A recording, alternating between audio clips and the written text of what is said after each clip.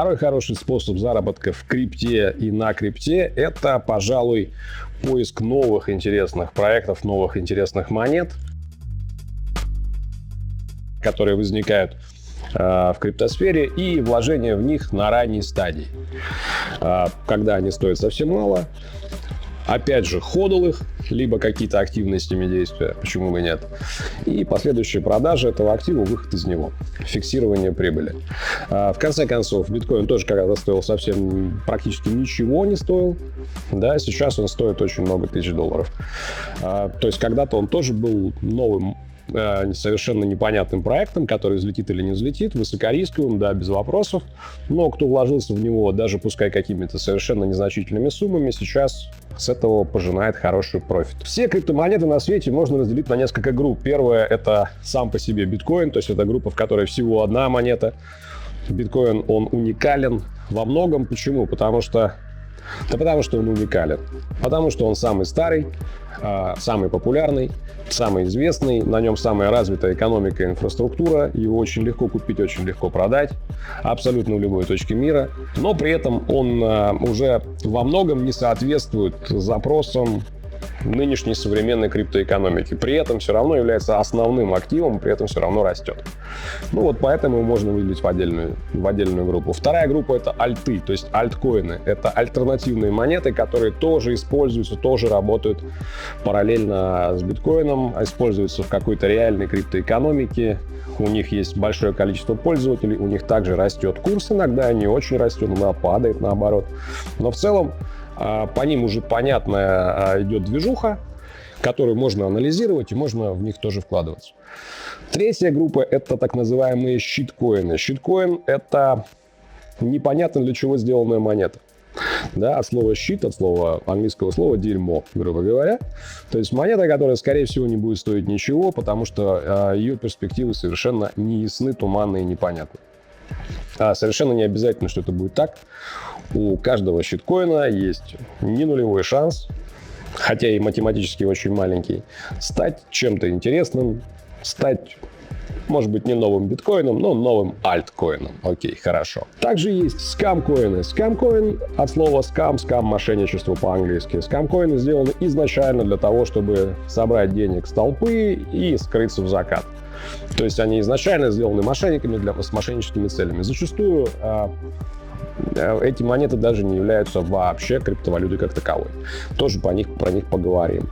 Вот. И определенную группу можно выделить еще и стейблкоины. Стейблкоин — это монета, равная какому-то фиатному платежному средству. Например, когда одна монета равна $1, и она равна ему практически всегда. Там тоже есть колебания курса, но они незначительные. Либо там €1, €1, может быть, да чему угодно. В стейблкоины вкладываться нет никакого смысла, потому что зачем ты это делаешь? Хочешь вложиться в доллары, купи просто доллары, в конце концов, да, если ты хочешь надолго вложиться. Если ты хочешь использовать их для каких-то определенных операций, то, конечно, стейблы удобнее, во многом удобнее, чем обычные фиатные доллары или евро, например. Понятно. И вот, к сожалению, некоторые стейблкоины тоже можно отнести к категории скам-коинов, то есть категории мошеннических активов.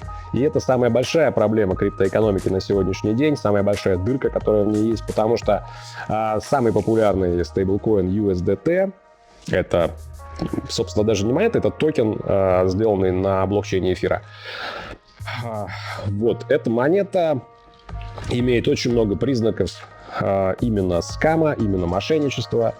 По этому поводу разбирательства идут, в частности в США и вообще не только в США, в разных других странах мира. Об этом написано множество статей, о криптокритике, то есть те люди, которые говорят, что криптоэкономика скоро вся абсолютно рухнет, пользуются этим фактом, и они во многом правы, действительно, это большая проблема, но, к счастью, эту проблему можно обойти, она уже обходится, появляются более стабильные стейблкоины. В любом случае, для инвестиций стейблкоины не нужны, хотя для криптоопераций они необходимы. Без них выход из крипты в фиат затруднен, неудобен, вообще установление курсов крипты неудобно и так далее, они нужны. Опять немножко вернемся к философским размышлениям. Понятие мошенничества в криптовалюте, вообще как бы в крипте с точки зрения децентрализованной экономики, оно как таковое отсутствует. Нет такого понятия мошенничества вообще. То есть если кто-то что-то у кого-то забрал, ну, значит, так тому и быть.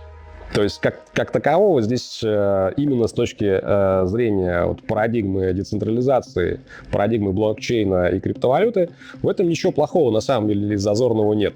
Это просто факт данной реальности, ну, объективной, который ты никак не можешь изменить. Он просто есть, и все. Это как солнышко встало, и солнышко село. Да? Если ты, соответственно, нарушил самый главный принцип криптовалюты, это нулевой уровень доверия. Да? То есть никогда никому не доверяй. Это первый принцип. Второй принцип код is God. Да? То есть программный код — это Бог. Что это означает? То, что если программа исполнилась какая-то, любой программный код исполнился, и у него есть результат, значит, видимо, ты этого результата и хотел.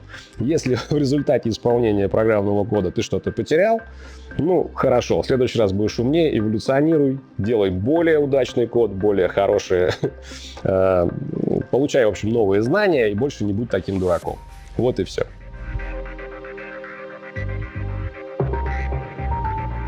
Вернемся вообще к инвестициям в криптопроекты. Блокчейн — это децентрализованная система хранения информации, по сути. То есть это децентрализованная база данных. Вот. Она как раз нужна для того, чтобы реализовать этот принцип нулевого доверия. То есть реализовать такую ситуацию, когда нет какого-то авторитета, к которому можно апеллировать. Нету Центробанка, нету судьи, нету полиции, нету никого. Да? И, собственно, какие-то субъекты, действующие в экономике, должны между собой договориться так, чтобы их права были максимально защищены. Вот для этого нужен блокчейн. Если вам предлагают вложиться в какой-то проект, в котором написано «Вау, у нас есть блокчейн, мы работаем на блокчейне», задайте себе самый первый вопрос. На кой черт они туда поставили блокчейн? Зачем туда добавили? Если в этом проекте действительно есть потребность, насущная потребность, которая придает ему ценность в децентрализации, в создании вот этой максимы взаимного полного недоверия, тогда, наверное, имеет смысл.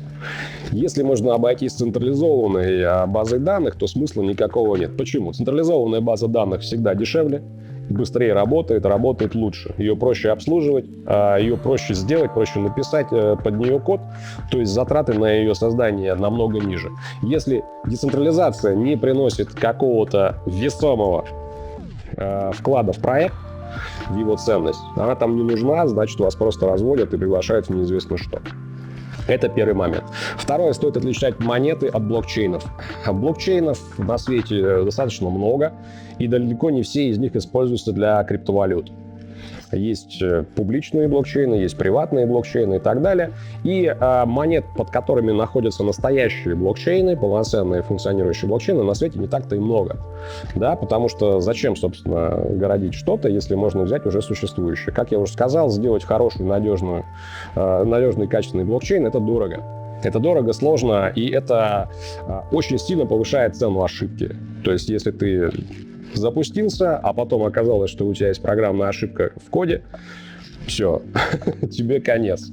Потому что остановить децентрализованную систему нельзя. У децентрализованной системы нет центрального рубильника. В этом ее смысл. Нет центральной кнопки «Стоп». Вот. Соответственно, большинство криптомонет, которые есть на свете, они так или иначе наследуют исходный код биткоина, который был написан Сатоши Накамото. Возможно, это не настоящий человек, это может быть группа людей, может быть, это все кто угодно, может быть, это специальное подразделение ЦРУ, может быть, это рептилоиды. Какая разница, кто это сделал? Но этот человек анонимный, он это сделал, и больше мы его не знаем, его на свете как будто бы и не существует. Он не участвует в криптоэкономике никак в данный момент. А многие монеты наследуют код биткоина, всячески его модифицируя. Другие монеты его не наследуют. Но, в принципе, запустить свою монету сейчас более-менее квалифицированный программист может в течение, ну, не знаю, одного дня. То есть ты берешь исходный, открытый, обязательно, в крипте всегда все открыто. Берешь открытый код того же самого биткоина с GitHub, либо другой любой монеты, и запускаешь собственный блокчейн, собственную копию, немножечко его видоизменяешь, меняешь ему название, меняешь там какие-то фишки, да, прикручиваешь, все запустилось, все работает. Тебе нужен день, может быть 2, может 3, может быть даже месяц, в зависимости от твоей квалификации, но это очень легко. И сама по себе криптовалюта не стоит ничего. То есть новая монета, когда она просто так появляется, она ничего не стоит, потому что в самой как бы криптографии блокчейна, в самом наличии криптомонеты нет никакой, абсолютно никакой ценности. Любой человек может его сделать. Если никто этим не будет пользоваться, это никому не нужно. И отсюда вопрос, когда вы видите новую монету на новом блокчейне, зачем это нужно? Если это на старом блокчейне монета, то почему она лучше других? В чем фишка, кто будет этим пользоваться вообще? Вот. Так, собственно, и рождаются шиткоины. То есть, когда люди делают монету ради монеты. То есть, не ради чего-то, не ради решения какой-то задачи, а просто потому что, да потому что можем. Можем что? Можем просто побаловаться.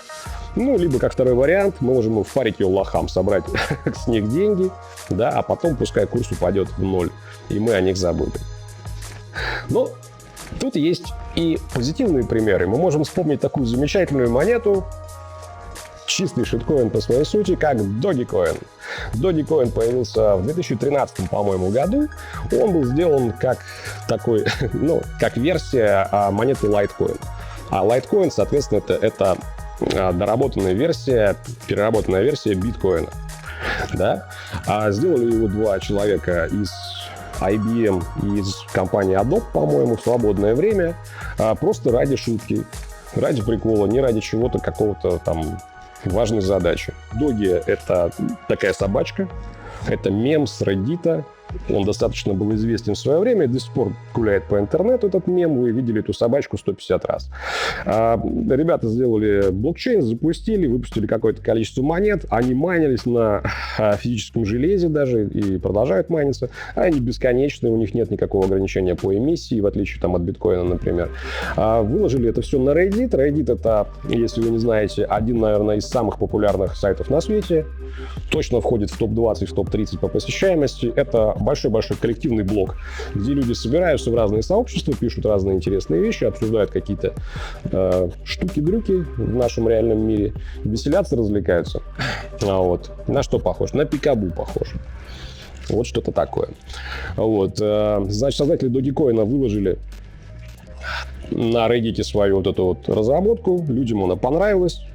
Отличная шутка, все стали смеяться, стали пользоваться им. И в целом она бесполезна, но сообщество приняло эту монету, даже пускай в шутку, даже пускай ради развлечения, она приняла эту монету. И вот сейчас, на сегодняшний день, Dogecoin к биткоину, он стартовал с 1 сатоши.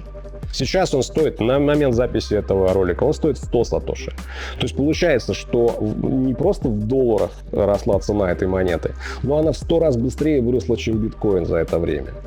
То есть она еще и к биткоину выросла в 100 раз. Получается, в 2013 году было выгоднее покупать не биткоин, а Dogecoin, который выглядел как чисто вот просто шутка. Да, это чистой воды щиткоин. Причем это даже, скажем так, второго уровня производная. То есть не просто щиткоин, а пародия на щиткоин. То есть это вот одно на другое. Несмотря на это, он стал популярным. В нем стали проводиться какие-то благотворительные кампании, сбор средств и так далее. Рекламой Dogecoin занимался даже Илон Маск, потому что он активный пользователь Reddit и вообще там очень популярная личность. Ему почему-то тоже нравилась эта собачка и до сих пор нравится. Прямо сейчас сообщество под названием Wall Street Bets, Wall Street Bet, которое тоже выросло из Reddit и на Reddit координируется, наверное, вы о нем слышали. А сейчас активно пампит доги. Они сейчас летят вверх, прекрасно летят вверх. Ну, конечно, потом упадут, и, скорее всего, вот на момент выхода этого видео наверняка они уже упали. Но сама суть, что вот шуточная монета, из-за чего? Из-за сообщества, из-за того, что кто-то принял эту ценность, кто-то стал пользоваться, и это стало людям интересно. Поэтому, если вы ищете альты, в которые можно вложиться, самое главное, нужно понимать, кто будет этим пользоваться, какое сообщество, почему, зачем и для чего. То есть откуда возьмется криптоэкономика просто в монете. Сама по себе монета ценности не имеет никакой. Никому они не нужны, делаются они легко. Это может сделать любой человек на этой земле, почитав даже просто какой-то мануал. Тут даже не обязательно быть программистом совсем. Вот так. В общем, небольшое резюме по вложению в новые монеты на ранних этапах. Как я уже сказал, самое главное понять даже не то, какие технологии заложены в новой монете и какие замечательные возможности она предоставляет, если вообще предоставляет. Почему это не так важно? Потому что, возможно, эти технологии и возможности настолько прорывные, настолько инновационные, что мир еще за ними не успел так сильно развиться, и они не востребованы пока что. Никому они особо-то и не нужны. И когда они будут востребованы, монета к тому времени уже может давно умереть. Либо появятся какие-то конкуренты молодые, которые ее загрызут, и они будут просто лучше. Да, тут совсем это не важно. Совсем самое важное, что здесь есть, это понимание, кто будет пользоваться этой монетой прямо сейчас. Способна ли она собрать вокруг себя какое-то сообщество, и причем не просто сообщество людей, которые ее купят и положат в кубышку, будут ждать какого-то там феноменального роста, а активное сообщество, которое будет ее развивать, будет ее поддерживать, будет ее внедрять, пиарить, строить на ней экономику. То есть, опять же, аналогия с землей. Просто купить кусок земли в Подмосковье и держать его бесконечно и ждать, пока он сам по себе подорожает, можно, и даже, возможно, это случится. Но намного интереснее, если там какая-то будет построена экономика, и это место, конкретно это место, этот кусок земли будет востребован. То же самое с новыми монетами. Если на них экономика не рождается, если ничего там не происходит и просто ее купили и держат, соответственно, никуда расти она не будет. Итак, к новым монетам стоит относиться ровно точно так же, как к мусорным активам. Слово «мусорный» не должно никого пугать, потому что любой трейдер тебе скажет, профессиональный, что мусорные активы – это вообще-то нормально. На них можно зарабатывать, ими занимаются, их покупают. Просто отношение к ним должно быть именно такое, как к мусорным активам. То есть, что это значит? Во-первых, никогда не заходить на всю котлету, ну, то бишь на все деньги. Относиться к этому как к очень высокорисковой инвестиции, подобной, допустим, какому-то венчуру. То есть, поэтому не держать никогда яйца в одной корзине. Лучше купить 100 разных монет, и одна из них вырастет в 1000 раз, а остальные упадут в 0. Ну, соответственно, в 10 раз ты окупишься. Чем поверить в какую-то одну монету, да, тогда риски твои слишком высоки, она может вообще никуда не полететь. Ты можешь прозевать этот момент, когда она летит в космос, а потом внезапно падает вниз и остается там уже навсегда. Вот. То есть относиться к этому именно как к мусору.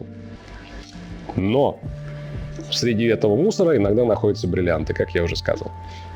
Таких примеров много. Все монеты когда-то были мусорными, по сути. Они были совершенно никому не нужны. Они все имели шанс остаться щиткоинами, несмотря на все технологии, несмотря на все обещания.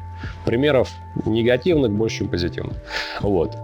И хочу заметить, что совсем другое дело – это скам-коины. То есть это монеты, у которых разработчики намеренно вводят тебя в заблуждение, рассказывают тебе байки, рассказывают то, чего там нет. Во-первых, большинство таких монет – это вообще не криптомонеты. Лучший пример здесь, конечно, это известнейший OneCoin. Это такой масштабнейший скам, придуманный ребятами из Болгарии, которые неплохо поработали и привлекли, честно говоря, там десятки миллиардов евро. Это была вообще не монета, хотя они выдавали ее за монету. Они публиковали абсолютно фейковые новости, даже подделывали обложки журналов Forbes и так далее. Они в чистом виде врали людям в глаза по поводу взаимодействия и подписывания контрактов с какими-то замечательными компаниями, крупными корпорациями, с Microsoft, с Google, там, со всеми подряд, что было тоже абсолютной ложью. Сама, по сути, система была чистой пирамидой, чистым вот разводником от начала до конца. Это все закончилось очень печально. Организатор, один из, получил 90 лет тюрьмы в США. Вот. Некоторые остальные куда-то пропали. Кто-то на этом действительно даже заработал. Но основная масса людей, конечно, потеряла. Есть и российские примеры. Мы можем вспомнить монету призм, например, которая совсем недавно помповалась. И это, в принципе, это даже криптомонета. То есть, ну, я, как уже сказал, запустить свою криптомонету — это очень легко. В ней нет никакой ценности. Призм тоже активно распространялся, тоже имел все признаки пирамиды. То есть, ну, чистой воды пирамида абсолютно. Один из самых главных признаков пирамиды — это именно в крипте. Это очень большой премайн. Премайн — это, то есть, когда монет напечатано сразу очень много, и они все содержатся у владельца, то есть у того, кто запустил монету. То есть, получается, он ее раскручивает, помпует. Зачем? Чтобы потом продать то, что он, эти фантики, которых он напечатал заранее, собрать с людей деньги и помахать им ручкой. И здесь, кстати, доказать что-то практически невозможно, потому что законодательство в этом плане не совсем совершенно. Вот призм, например, он до сих пор даже торгуется, то есть это даже, там нет децентрализации, там большой премайн, он торгуется до сих пор на паре каких-то там помоечных бирж, но цена у него упала на 99,9%, то есть он не стоит практически ничего, люди на нем потеряли деньги и все. Рекламная кампания была очень масштабная. Вот здесь, кстати, очень хороший такой показатель, хорошая фишка. На самом деле крипту раскручивать не надо. Если ты сделал какую-то интересную монету, на этом свете есть хорошие сообщества. Хорошее сообщество именно криптоэнтузиастов, криптонов, которые разбираются в технологиях. И если твоя идея действительно интересна, она цепляет людей, твоя монета взлетает сама. То есть не нужно, в принципе, ее бегать и рекламировать. Не нужно никого там приглашать и завлекать. Да? И какие тут сразу есть моменты? Обычно всегда, не то что обычно, а обязательно. Обязательно всегда должен быть открытый код. Потому что я могу тебе сказать, опять же, философский момент, да, на этом свете нету ничего уникального, нет никаких уникальных технологий, уникальных разработок, нет никаких гениев, каких-то там замечательных секретных людей, нет ничего не имеющего аналогов и так далее. В этом, собственно, и смысл патентного права и авторского права на нашей планете. Если бы были уникальные люди, авторское право было бы не нужно. Зачем в таком случае? Да, все люди абсолютно одинаковые. Можно сравнить людей с болтами в коробке. Вот коробка с завода с болтами. Все болты одинаковые. Какие-то из этих болтов пойдут на то, чтобы прикрутить дверь в сарае, какие-то станут деталью от Мерседеса, какие-то улетят в космос, а какие-то сразу бракованные, и их вообще использовать не будут, сразу выкинут. Вот, собственно, и все. Вот она вся разница между людьми. Вот, поэтому, если рождается хорошая идея, она закидывается в сообщество ее принимает, начинает ее активно развивать, и это все само собой взлетает вверх. Если к тебе приходит какой-то мальчик с горящими глазами и говорит, вот, есть супер чудо-монета, абсолютно уникальная, какой никогда не было на свете, и она сейчас обязательно 100% выстрелит, это чистой воды мошенник, скам, от него нужно бежать. Прям сломя голову. Можешь, конечно, наверное, поиграться, потому что есть люди, которые любят играться в пирамидах, да, и умеют вовремя выскакивать. Но я не рекомендую, не связывайся. Просто не связывайся, не бери грех на душу.